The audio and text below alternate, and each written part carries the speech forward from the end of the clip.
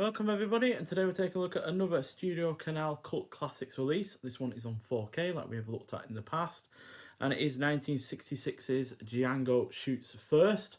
So this is directed by Alberto De Martino, who I've seen 4 other films from before.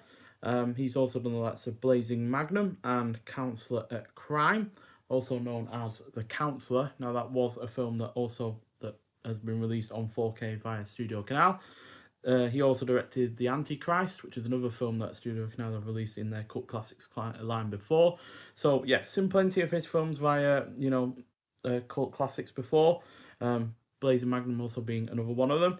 So this is a spaghetti western though, compared to the other ones that I've seen, which have either been horror or action. Clock's in at 96 minutes long. Stars the likes of Ida Galli, who was also in The Psychic and The Bloodstained Butterfly, but she was also in Weapons of Death, which is another film that StudioCanal have released in this Cult Classics line before. We've also got Fernando Sancho, who was also, I've seen in 10 other films. He was in a slew of other spaghetti westerns, like the Ringo films, so A Pistol for Ringo and The Return of Ringo, second of which I find to be better than the first. He's also in $10,000 for a Massacre, Vengeance is Mine, and The Big Gun Down. So after Django finds his father's body in the possession of a bounty hunter, Django kills the bounty hunter and heads for the town of Silver Creek to collect the money, the reward money for himself. When Django learns his father owned half the town, he sets out to claim his rightful inheritance from his father's crooked, double-crossing business partner. So yeah, this isn't really a Django film. It's got the name, but doesn't relate at all to the character that Franco Nero played in the same year as this in the film Django. But yeah, outside of that, this is and outside of that, and the fact that there isn't nothing particularly surprising about its plot or characters, which are unfortunately both rather conventional, this is nonetheless elevated by the really good cast and a solid amount of entertaining action, most of which is actually hand-to-hand combat, which is kind of typical for Alberto De Martino, who's in the film Blazing Magnum, also had some really rather entertaining hand-to-hand combat as well. But on top of all of that action, you've also got a score by Bruno Nicolai, which is absolutely excellent. The pacing is on point, is well shot, features some decent characterization. There is a scene in a cave, which is also well lit, and that is also suitably tense. And although there is decidedly less violence than some of its contemporaries, it's evidenced by the fact it's only rated a 12 for moderate violence and injury detail. In fact, there's only one bit of injury detail really in this, and that's where Django gets shot in the leg at one point. The absence of that violence doesn't really harm it. So, yeah, not my favourite film from De Martino, but still gets a solid 3.5 out of 5. But yeah, there are definitely better spaghetti westerns out there. But as something that is quite clearly just trying to rip off a more well-known and well-regarded film, I do feel like it is overall still a decent enough of an effort. And yeah, this 4K release from StudioCanal is once again really, really great.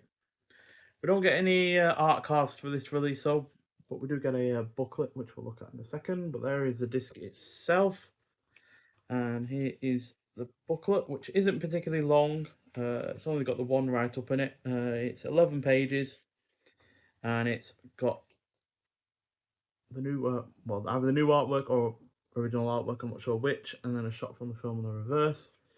And then inside you got From Glenn Garvin to Django, Django Shoots First, and the Westerns of Two Worlds by Peter Raleigh. So he basically talks about the fact that it's seems like a film that is concerning double identity, because yeah, our lead character is called Glenn Garvin and Django at the same time.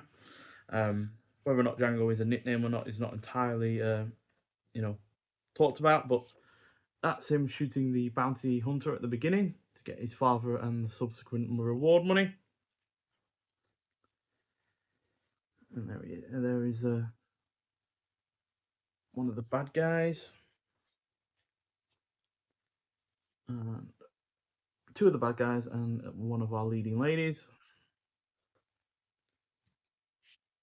And there is the actor that plays Django. Now, I've not talked about him because I haven't seen him in anything else from before. He was a Dutch actor, apparently. Forgotten his name. Glenn Saxon, so that's his, alter ego as an actor, but he was a Dutch actor by another name that I completely slipped my mind now.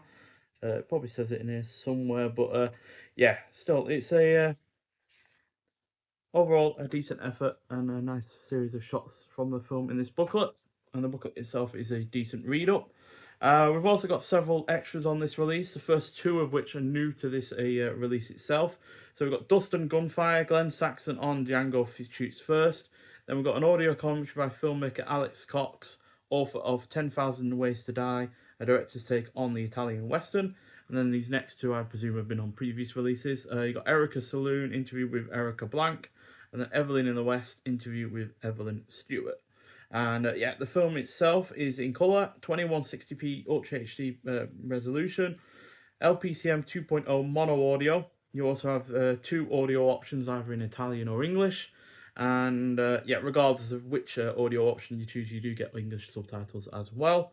And the film itself is in the aspect ratio of 235:1, and it is region free, being on 4K. So yeah, I think it looks pretty good, although again, like with previous 4K releases that I've looked at that don't come with a Blu-ray, not seen it on Blu-ray before, so I can't say how much of an improvement is over any Blu-ray release before this, or DVD, or anything else besides. So yeah, but on the whole, it does look pretty good, and yeah, the sound is on point as well, especially when it comes to the shootouts and such, which there are plenty of. Although, like I said, it's not the shootouts that are the main entertaining part of this when it comes to the action. It is the hand-to-hand combat, especially a bar brawl towards the end, which is just ludicrous with the amount of stunts that are going on with people swinging on chandeliers and jumping through windows and getting hit over the head with chairs and such. It's yeah, really rather entertaining in that regard. But like I said, don't go expecting much in terms of depth, in terms of characters or plot, as yeah, this is ultimately just about entertainment. And then on that front, it does succeed. But there are definitely more in you know, thematically rich and characterful spaghetti westerns out there that we've talked about in the past, that also have their entertaining moments. So ultimately, this is a little bit on the shallow side, but it is still an entertaining effort and another worthwhile effort from StudioCanal to release as part of their cult classics line, and it will sit proudly alongside the other ones that we've looked at recently, like The Counselor and Weapons of Death, which we looked at, I believe, earlier this month. So yeah, but nonetheless, if you have seen Django Shoots First, I'd like to hear your thoughts on it. But thank you for watching, and I'll see you in the next one. Bye.